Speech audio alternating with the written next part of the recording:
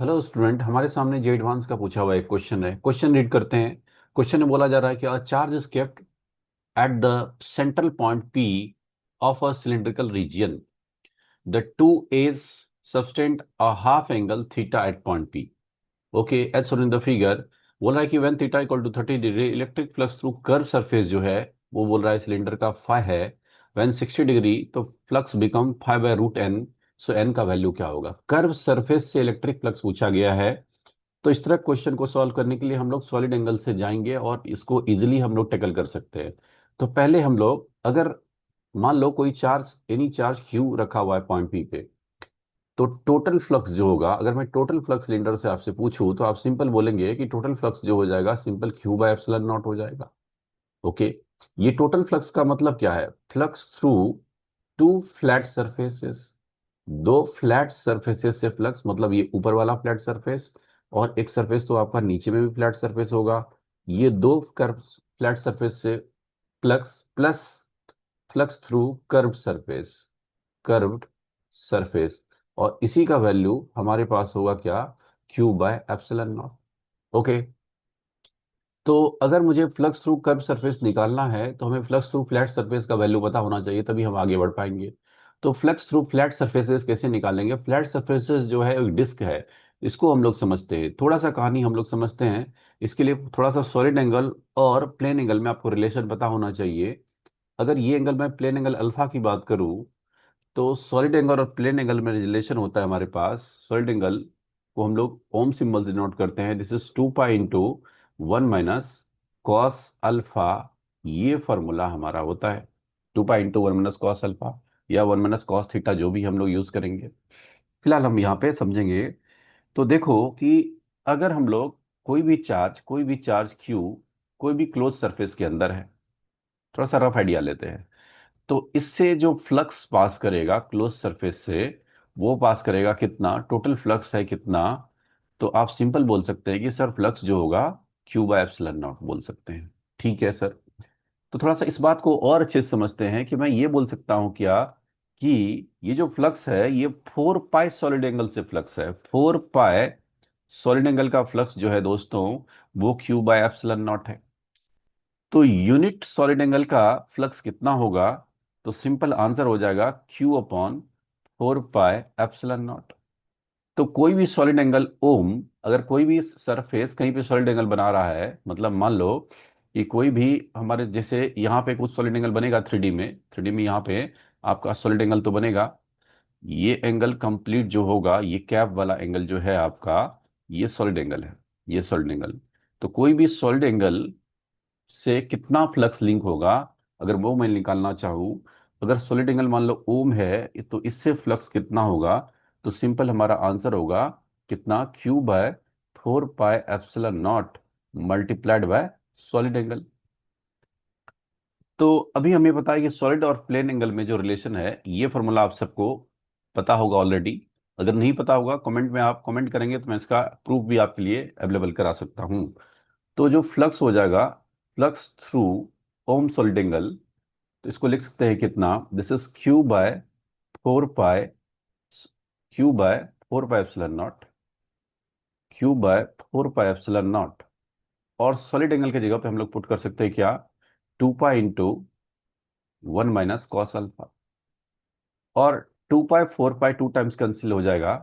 तो जो फ्लक्स आ जाएगा हमारे पास pi equal to, this is Q/2 epsilon naught 1 minus cos alpha. What is alpha? Alpha is plane angle दोस्तों, और ओम हमारा सॉलिड एंगल है। मतलब जो फ्लैट सरफेसेस से जो हमारा फ्लक्स जाएगा, ऐसा कोई फ्लैट सरफेसेस है तो इससे जो फ्लक्स लिंक होगा, इलेक्ट्रिक फील्ड लाइंस बहुत सारे ऐसे पास करेंगे हमारे इस सरफेस से, तो वो उसका फॉर्मूला अपने पास आ गया। This is Q/2 epsilon not into 1 minus cos alpha. This is flux through flat surface जो हमारा सिलेंडर में अभी यूज होगा, हम इसको यूज करेंगे। ओके, अब ध्यान में देखोगे सिलेंडर में हमारे पास टू फ्लैट सरफेसेस है। अगर हम लोग टू फ्लैट सरफेस का फ्लक्स लिखना चाहेंगे तो दिस इज 2 टाइम्स ऑफ Q/एप्सिलॉन नॉट। स्मॉल क्यू चार्ज लिए तो स्मॉल Q/2 एप्सिलॉन नॉट। और जो सेमी एंगल है वो है थीटा, तो 1 माइनस कॉस थीटा आप यूज करेंगे। This is flux through flat surface, दो फ्लैट सरफेस इसलिए 2 मल्टीप्लाई किया हमने। अब प्लस फाइव थ्रू आप कर्व्ड सरफेसेस लिख सकते हो। और इसी का वैल्यू दोस्तों कितना है, तो simple Q by epsilon not, ये टू और टू हमारा कैंसिल हो रहा है। इस टर्म को अगर आप राइट साइड लेके चले जाओगे तो अपने पास अगले अगले पेज में मैं चलता हूँ, बेटर रहेगा। तो जो फ्लक्स आ गया हमारा कर्व सरफेस से, फाई कर्व्ड, कर्व जो आ गया आपके पास, that is Q by epsilon naught minus Q by epsilon naught one minus cos theta. क्या यही आएगा? ध्यान से थोड़ा सा चेक कर लेते हैं वेरीफाई करते हुए। क्यू बाय एप्सिलॉन नॉट में से ये term Q by epsilon naught one minus cos theta minus होगा। ठीक है सर। अब अगर आप यहां से क्यू बाय एप्सिलॉन नॉट अगर कॉमन ले लेंगे दोस्तों, तो बचेगा क्या? One minus one minus minus one plus cos theta, ऐसा बचेगा। और ये माइनस वन प्लस वन हमारा कैंसिल हो रहा है। तो फ्लक्स थ्रू कर्व सरफेसेस का जो जनरल एक्सप्रेशन हमने ले आया, that is Q by epsilon not into cos theta, यही आ गया। अब अगर क्वेश्चंस पे आप देखेंगे देखेंगे तो क्वेश्चन में क्या बोल रहा है, बोला जा रहा है कि जब थीटा हमारे पास 30 डिग्री है तो फ्लक्स जो कर्व सरफेस से लिंक हो रहा है उसका वैल्यू फाइव बोल रहा है। ठीक है। So when when theta equal to 30 degree अगर मैं पुट कर दूं तो ये फाइव बन जाएगा, और इसका वैल्यू बन जाएगा क्यू बाय एप्सिलॉन नॉट और कॉस 30, ऐसे ही लिख सकते हैं। तो फाइव का वैल्यू आ जाएगा दोस्तों क्यू बाय एप्सिलॉन नॉट, और कॉस 30 का वैल्यू होता है कितना? √3/2। ग्रेट। तो इसको मैं एक ब्रैकेट में डालता हूं, इस पे काम करेंगे हम लोग। अब सेकंड पार्ट ऑफ क्वेश्चन क्या बोल रहा है कि जब हमारा एंगल थीटा जो हो जाएगा वो 60 डिग्री हो जाएगा, when theta equal to 60 degree, तो फ्लक्स को मैं फाइव डैश बोल देता हूं। तो क्या हो जाएगा?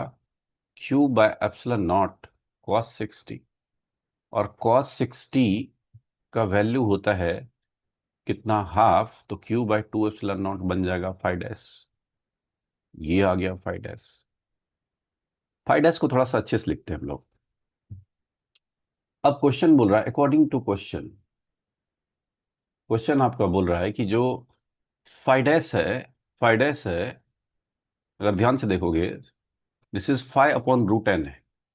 फाइडेस इज फाइव अपॉन √n। ठीक है सर। फाइडेस का वैल्यू दोस्तों Q by two epsilon not है, और फाइ का वैल्यू अपने पास कितना है? Q by epsilon not into √3/2 into one by √n। तो Q by two epsilon not cancel हो रहा है, तो √n इक्वल टू √3 में बोल सकता हूं। सो n का वैल्यू आ गया 3। तो हमें क्वेश्चन में n का ही वैल्यू पूछ रहा था, value of n is, so answer है 3। उम्मीद करूंगा कि आपको समझ में आया होगा। मिलते हैं अगले क्वेश्चन के साथ, तब तक के लिए बहुत बहुत धन्यवाद।